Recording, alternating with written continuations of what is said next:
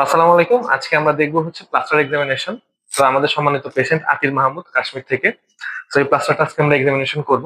তো এই এক্সামিনেশনটা মূলত শর্ট কেসে আসে। তো সেক্ষেত্রে প্রথমে আমাদের এই প্লাস্টার নিয়ে কিছু কোশ্চেন করতে হয়। কোশ্চেনটা হচ্ছে 6টা কোশ্চেন। 1 নাম্বার কোশ্চেন হচ্ছে যে কি সমস্যা নিয়ে এসেছে। 2 নাম্বার কোশ্চেন হচ্ছে এই সমস্যাটা কিভাবে হলো। 3 নাম্বার হচ্ছে কতদিন ধরে। 4 নাম্বার কোনো ব্লিডিং আছে কিনা। 5 নাম্বার কোনো পেইন আছে কিনা। 6 নাম্বার হচ্ছে এছাড়াও অন্য কোথাও কোনো ফ্র্যাকচার বা কোনো সমস্যা আছে কিনা। তো সেটা তাহলে আমরা শুরু করি। ফার্স্টে কনসেপ্ট নেই। আসসালামু আলাইকুম, আমি কে এম তাহিদুল ইসলাম। আমি আপনার এই ফ্র্যাকচারটা এক্সামিন করব।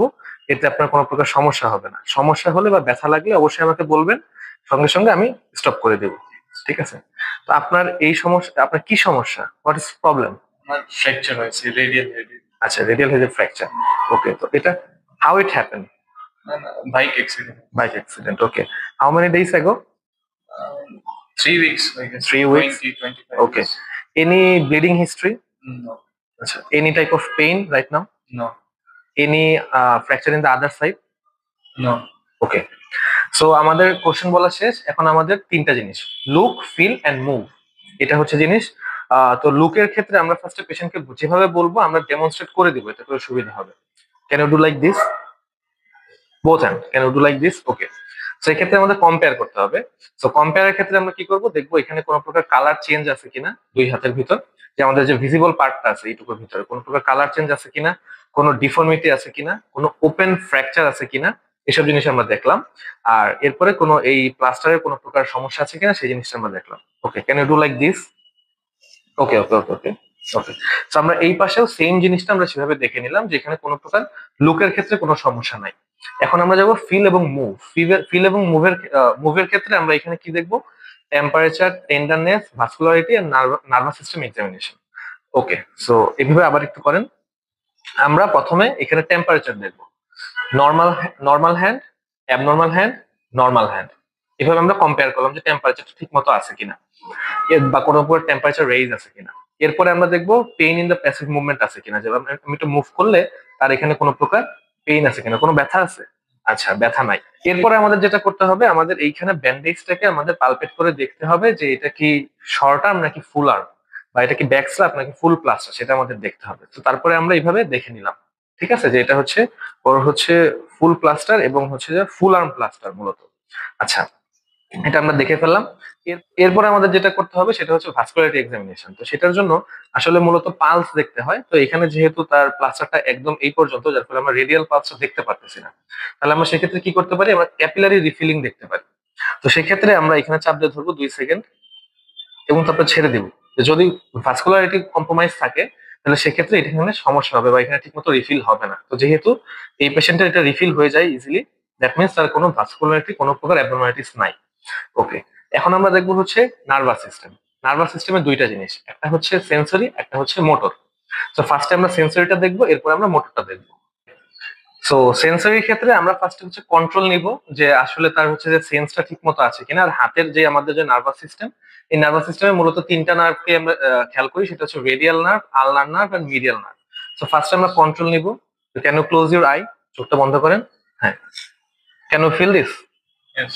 আচ্ছা, এটা আমরা কন্ট্রোল নিলাম। এরপরে আমরা একই সাথে সেম জায়গায় আমরা হচ্ছে যে 3টা নার্ভকে এক্সামিন করবো। সো রেডিয়াল নার্ভের জন্য আমরা অ্যানাটমিক্যাল স্নাফ বক্স।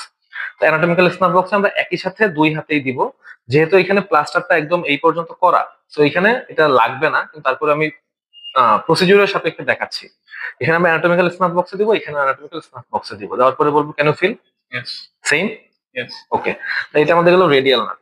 এরপরে আমরা যাব হচ্ছে মিডিয়ান নার্ভ। মিডিয়ান নার্ভের ক্ষেত্রে মিডিয়ান নার্ভ হয় হচ্ছে lateral surface of index finger. আমরা সেখানে আমরা দিব, আমরা এই যে ঠিক হাতটা একটু এরকম, হ্যাঁ, এখানে আমরা টাচ করাবো, এখানে আমরা টাচ করাবো। টাচ করে বলবো কেন ফিল?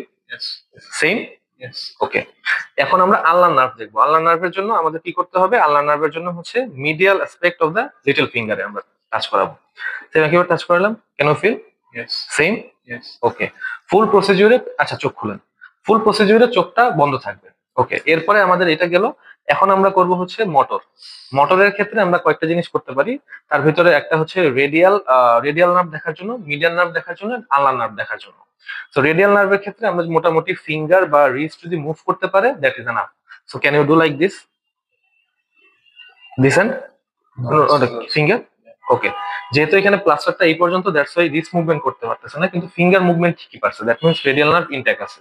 ওই হাতেও আবার একটু দেখি। হ্যাঁ, ওকে। এখন আমরা দেখবো মিডিয়ান নার্ভ। মিডিয়ান নার্ভের ক্ষেত্রে কি হয়, মিডিয়ান নার্ভের ক্ষেত্রে যদি আমরা এরকম করতে বলি পেশেন্টকে, তো যদি মিডিয়ান নার্ভে কোনো সমস্যা থাকে, যে হাতে সমস্যা সেই হাতে ইন্ডেক্স ফিঙ্গার এরকম হয়ে যাবে, ঠিক আছে? তো can you do like this? Okay, close it. Okay, যেহেতু প্রপারলি ক্লোজ করতে পারছে, দ্যাট মিনস তার মিডিয়ান নার্ভও ইনটেক আছে। আচ্ছা, এখন আমরা দেখবো হচ্ছে আল্লা নার্ভ।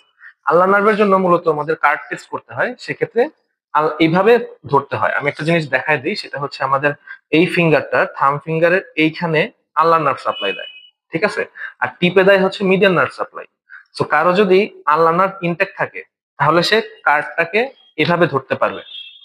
আর যদি কারো যদি আল্লাহ নার্ভে সমস্যা থাকে, সেক্ষেত্রে সে চেষ্টা করবে মিডিয়ান নার্ভে ধরার, তো তখন তার এটা পারবে না, ছুটে যাবে, দ্যাটস ওয়াই সে এভাবে ধরবে, ঠিক আছে? তো যদি এভাবে ধরতে পারে, ধরে রাখতে পারে, দ্যাট মিনস তার আল্লাহ নার্ভ ইনট্যাক্ট আছে। আচ্ছা, এটা এভাবে ধরবেন, আমি আমি পুল করার চেষ্টা করব, আমাকে ছাড়বেন না, ঠিক আছে? হ্যাঁ, ধরেন। ওকে, সি, একটু, এই যে তার হাতে এই যে already gripping okay, that means তার আল্লাহ নার্ভ ওকে।